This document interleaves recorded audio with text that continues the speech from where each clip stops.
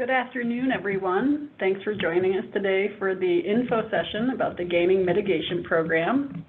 I'm Jen Lawless, the Operations Director, and I'll be here with you today along with... Hi, I'm Sarah Glidden. I'm Program Manager with the Cultural Investment Portfolio. Thanks for joining us today. And before we get started, we just want to make sure you can hear us. So if you could take a minute to either raise your hand or enter into chat if you're having trouble hearing us, that would be very helpful before we dive in.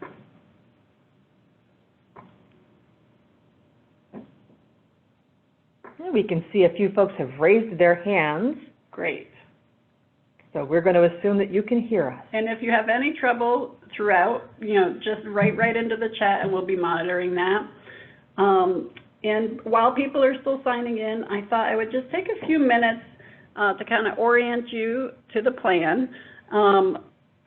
Everything we cover today is on the website. It's in the guidelines and the FAQs. So if you feel like we're moving quickly, I want to let you know that this session will be recorded and you'll be able to watch it after the fact. You can always go to the website, and I'll show you that in a minute. And you can always call or email us. So this is not your only opportunity to get help.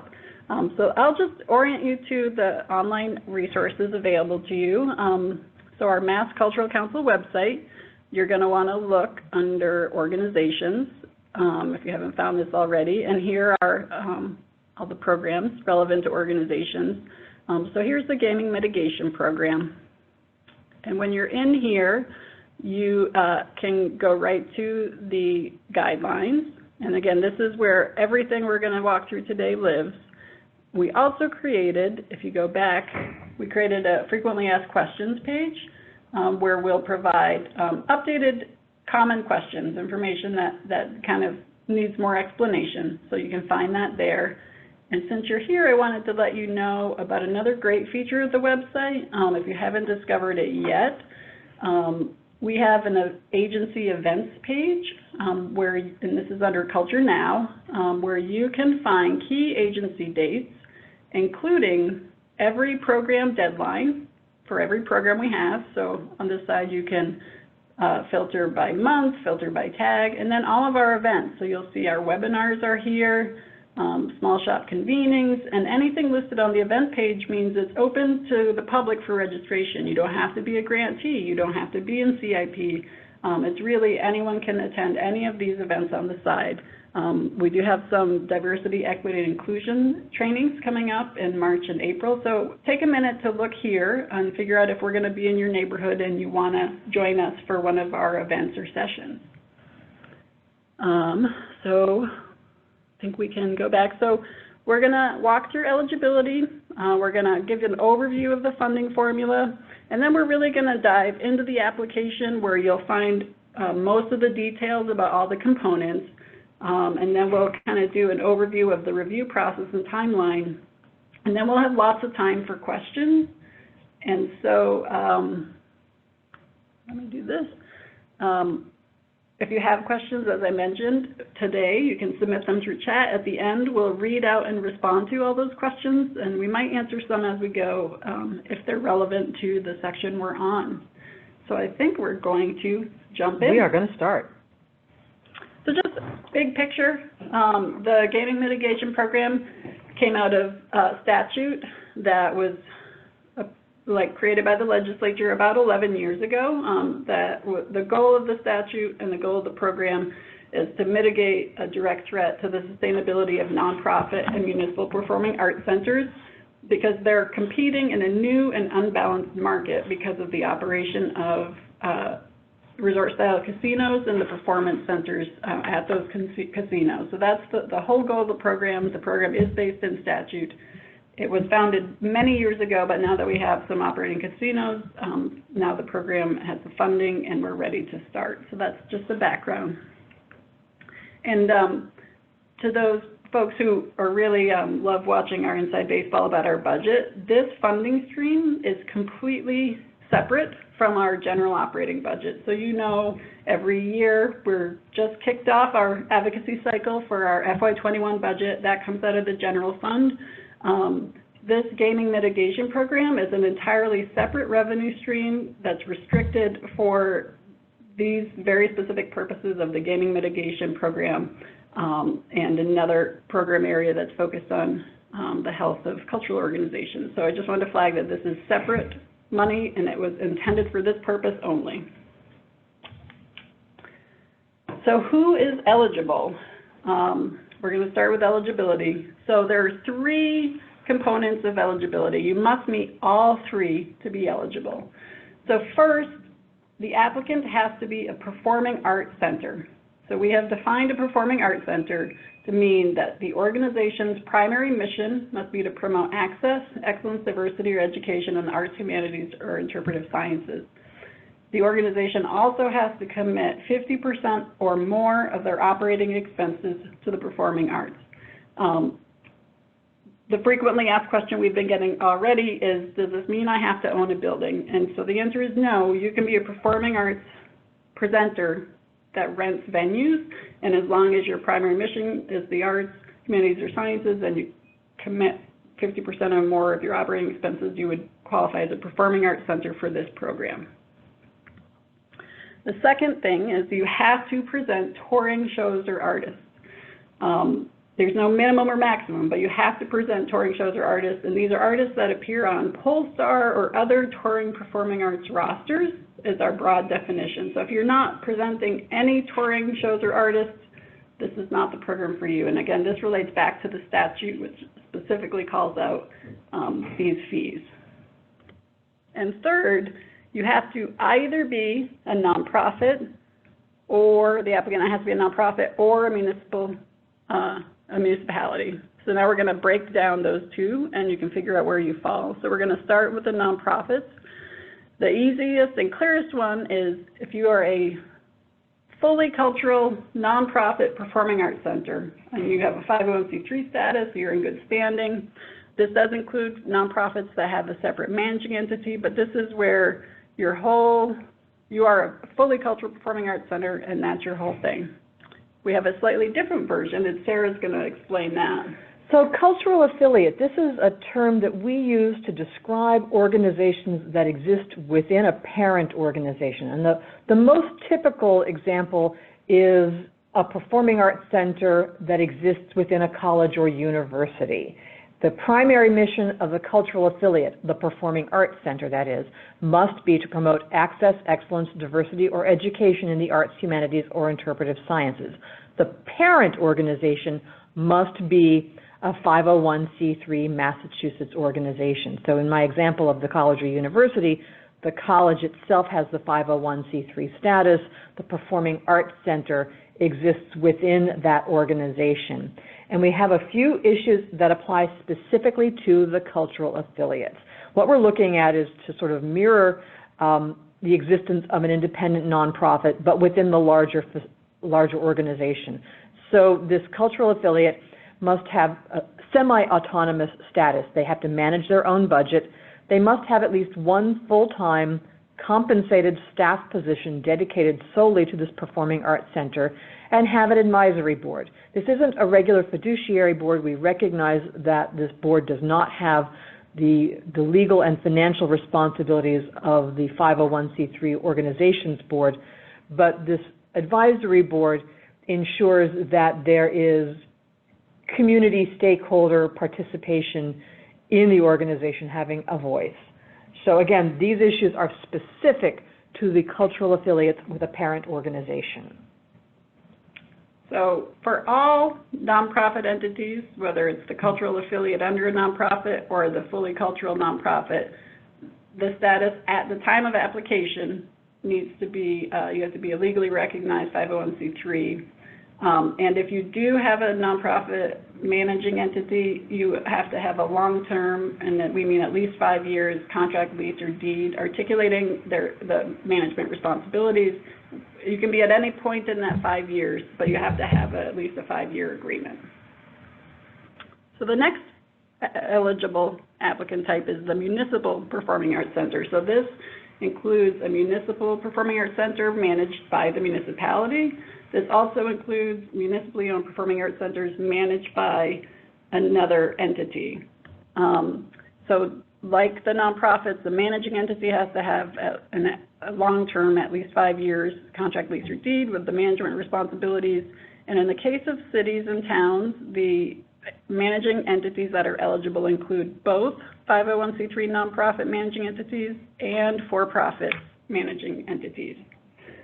There are some restrictions. So ineligible managing entities are resort-style or slot parlor casinos. So if the casino is managing the city venue, we cannot fund the casino. So it makes sense. And we also can't fund a for-profit or nonprofit managing entity that's basically run at the direction of a casino.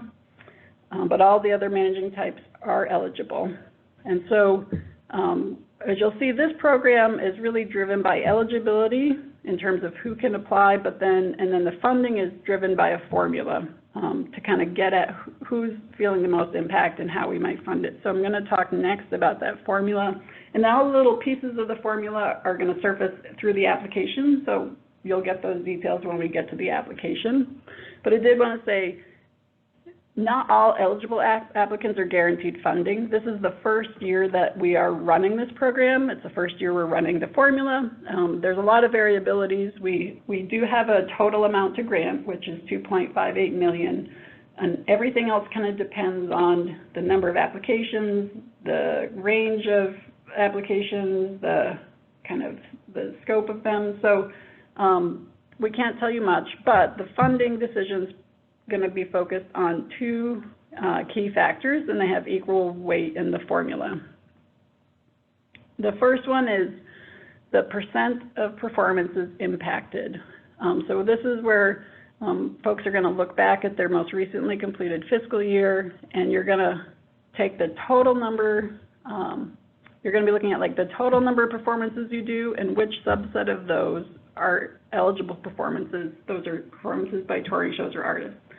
And the formula allocates more money to performing arts centers that have a higher percent of impacted performances. So for example, if a performing arts center is doing 100 performances a year and 30 of those are the eligible performances by touring shows or artists, we would say 30% of that performing arts center's performances are impacted. So if another performing arts center has 85% of its performances impacted, they would, the formula is weighted to give them a higher portion of funding for that component of the formula. The other component of the formula is how much money you're spending to pay in fees paid to touring shows or artists. And the more that an organization spends on those types of artists, the more weight they get in the formula, because those organizations are relying more heavily on those types of performances and will be impacted more by the competition with casinos for a lot of the same artists. So those are the two kind of main factors that go into the formula, and the rest is going to be driven by the number of applicants and their relation to each other. So now we're going to jump into the application. And we're just going to jump out of the PowerPoint to take a look at our actual website again so you can see where we are with this. So give us just a second here. So here we are. Remember, you've come to the Mass Cultural Council website. You've gone to organizations. Really, you've gone to organizations, and you scroll down and you see all the different programs we have that relate to organizations. I'm just walking through this so later you can find it all again. And here we are on our gaming mitigation program, our FAQ and our application process. The application process, a lot of this is the language that we are reviewing today. There's a sample application you can take a look at without actually opening up the real application, and the FAQ, the webinar, here you are right now. A lot of information. I'm scrolling down. I just want to point out that the link is at the very bottom because we're actually hoping that you will read this. So as you are reading this and taking in all this great information, you will find at the bottom the link. Here it comes. Really? There we go. Our online application. This is on an external platform, the GoSmart application platform. If you have applied to the Cultural Facilities Fund or the Gateway or projects programs or our Youth Reach program or our festivals program, you already have a username and password set up in the system, and we do really encourage you to use the same one so all of your applications are linked. You log in, and although you can see me logging in, you cannot see my password. Here we go. So I always encourage folks when they come into this platform to start by going to the Edit Profile, just to make sure that all of your information is up to date. You would be surprised at how many organizations still have a contact person who hasn't worked there in a couple of years. So please take a look at Edit Profile. Then you come to Current Programs and Applications, and you can see all the different programs that are currently active at Mass Cultural Council. And here's the Gaming Mitigation Program. This is why we're here today. Now, in this case, you can see it says Edit. It says Edit because I've previously clicked on this and taken a look at it.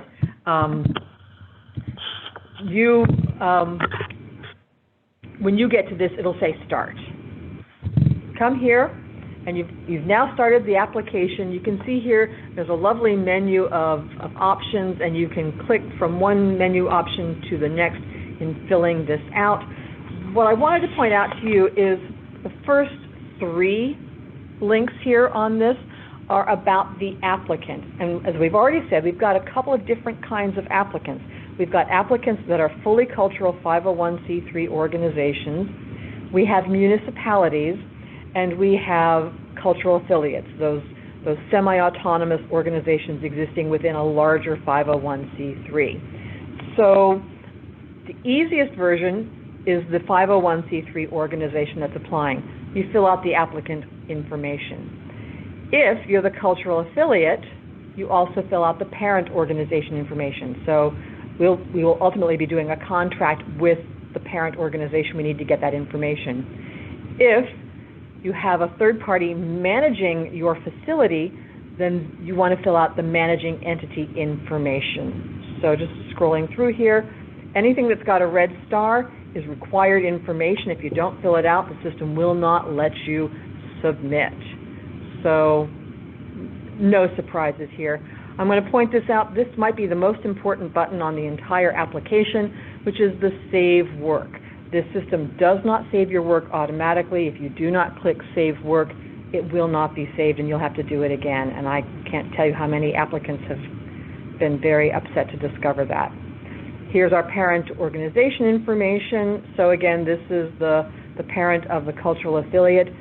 But if you are applying on behalf of a municipally owned performing arts center, we want you to list yourselves back here under the applicant information. You can put the municipal information here under parent organization. So we can assume, let's pretend that Fitchburg has a performing arts center. I don't know if it does or not, but if it does, the Fitchburg Performing Arts Center would put themselves here under applicant information, and then here under parent information, they would put the city of Fitchburg and the address and the contact people within the city of Fitchburg. If they are a cultural affiliate, we want them to answer these questions as well: whether or not they manage their own budget, do they have a full-time staff person, and whether or not they have their own advisory board. As it states right here, if you are a municipality, a city or town, you don't need to answer these questions, and they don't have the red star that would tell you that they are required. And here, this is if you have a separate independent organization that is managing the facility for you. So this could be a nonprofit performing arts center managed by a separate nonprofit. It could be the municipally owned performing arts center managed by a recognized 501c3 nonprofit, or it can be the municipally owned performing arts center managed by a for-profit. So in this case, this is where the managing entity's information is.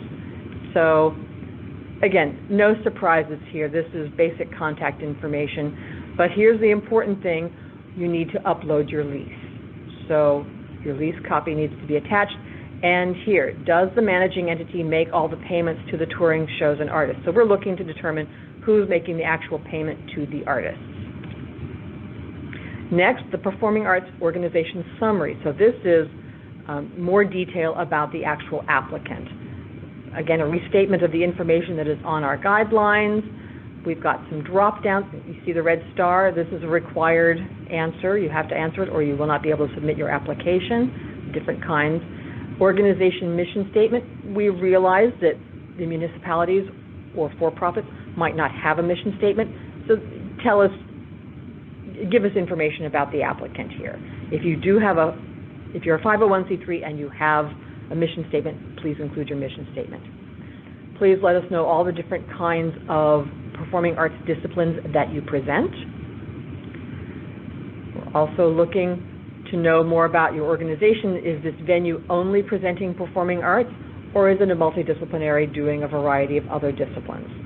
And then the very important, do you present touring artists or shows? If you say no, you do not present touring artists or shows, I can say congratulations, you are done, but I'm sorry, you're not actually eligible. So if you're not a yes here, this is not the program for you. Moving on, now we're looking for a financial summary. So we've gotten information about your eligibility. Now the goal is to get the information that will actually feed into that formula. Fiscal year, very clear. Your total cash operating expenses. We're looking for the total expenses of the organization, not just your performing arts expenses. And whenever you've got a question and you see this blue question mark, click on that and you get a pop-up telling you what the definition is. And that honestly will answer a lot of your questions. So we're looking for your total expenses. We do not want in kind. This is purely your cash expenses.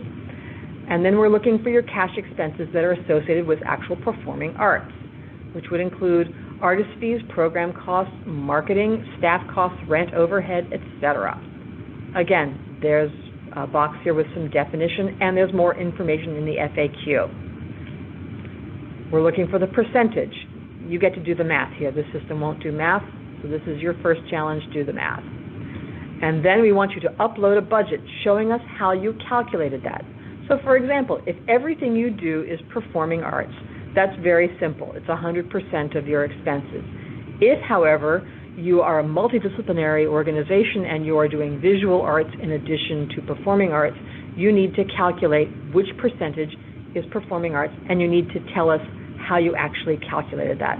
This is a file for you to upload, and we are very flexible about the format that you use in uploading this.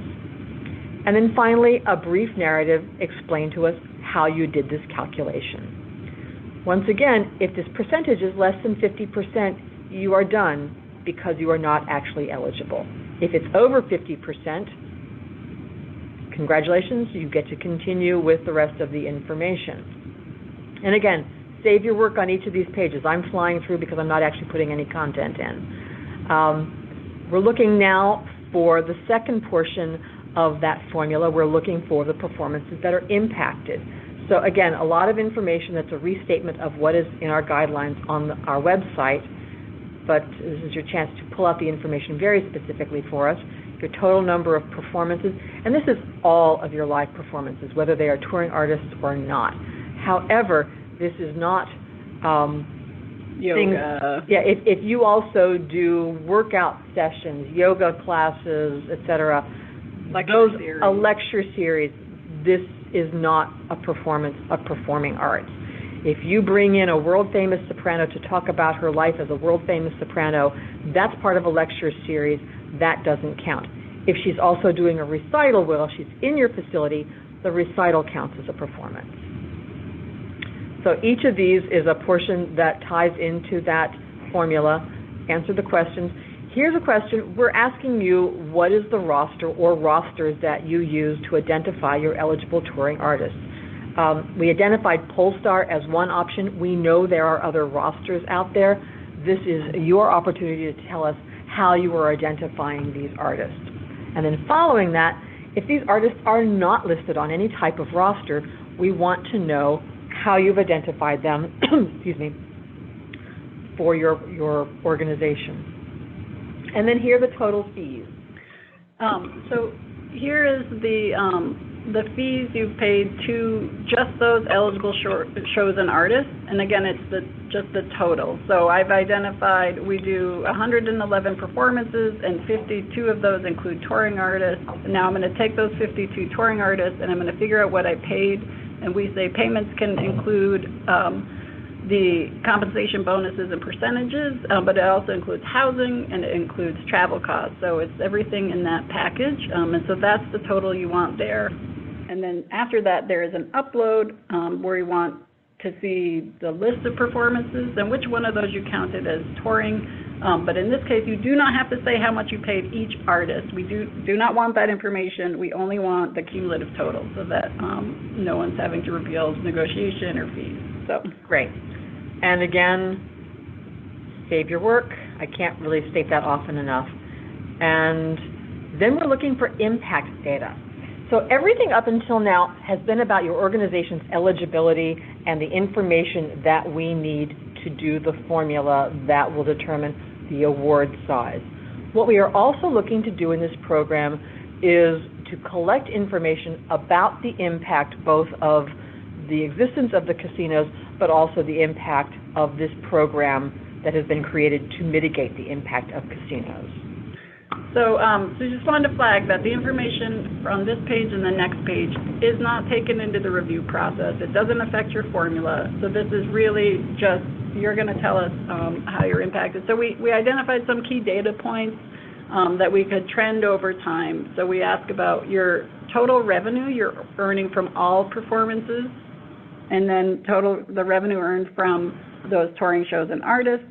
We want to know how much of that revenue for those touring shows and artists was in ticket sales, how many free tickets are you able to give away or did you give away if you had free tickets, and the total number of paid tickets. So over time, we want to see if there are trends in those that might be related to the operation or competition with casinos. The next page is more of the kind of qualitative information. So this is the storytelling. These are the anecdotes. This is not research. This isn't science, but we want to kind of hear how you're impacted. So we came up with a couple buckets of questions to try to catch that. The first question is about your ability to secure touring shows and artists, and we gave some examples of things to consider. The second question is have you tracked the financial impact? Are you able to articulate costs, actual losses associated with it? And if not, I think really it's just say what you can do, or report on what you know, and then just an open-ended if there have been any other impacts. And we did create a file upload in case you wanted to attach something to kind of show that you think is a good storytelling. So this is pretty open, and again, this is not about your formula funding. So if you say something here, it's not going to make your grant go up or down. This is going to be our baseline year for impact, so that year over year we can see if there are changes over time.